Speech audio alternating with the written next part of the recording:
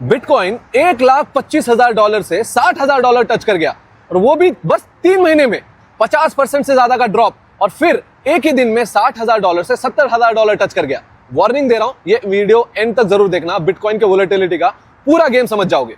दोस्तों से पूछ रहा हूं, सबसे पूछ रहा हूं, बिटकॉइन कोई सेल नहीं कर रहा, सब होल्ड करके बैठे हैं, तो ये मार्केट को चला कौन रहा है? और अगर तुम्हें लगता है एप्स्टीन या कोई और न्यूज इसका एक रीजन बन सकता है, तो सॉरी, आपको पूरा गेम पता ही नहीं है। लोग अभी भी ये सोचते हैं कि बिटकॉइन अगर ज्यादा बाय हो रहा है तो प्राइस ऊपर चला जाता है और बिटकॉइन की सेलिंग ज्यादा हो रही है तो प्राइस नीचे चला जाता है। ये लॉजिक पहले चलता था, आज नहीं। आज बिटकॉइन एक सिंपल कॉइन मार्केट जैसा ट्रेड नहीं होता।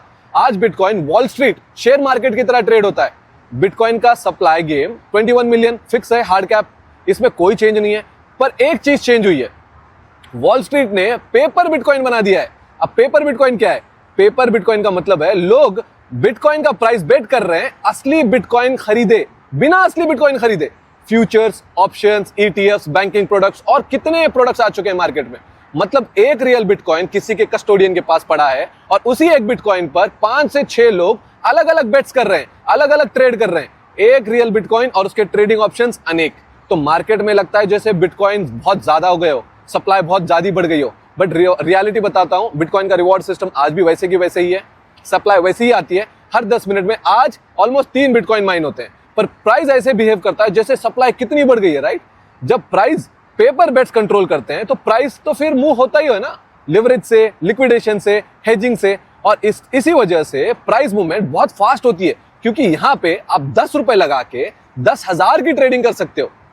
इसीलिए बिटकॉइन पंप करता है और मिनट्स में डंप भी हो जाता है। ये रिटेल पैनिक सेल नहीं है, ये लिवरेज ट्रेडर्स का लिक्विडेशन होता है और अब तो बड़े बड़े इंस्टीट्यूशंस का लिक्विडेशन हो रहा है।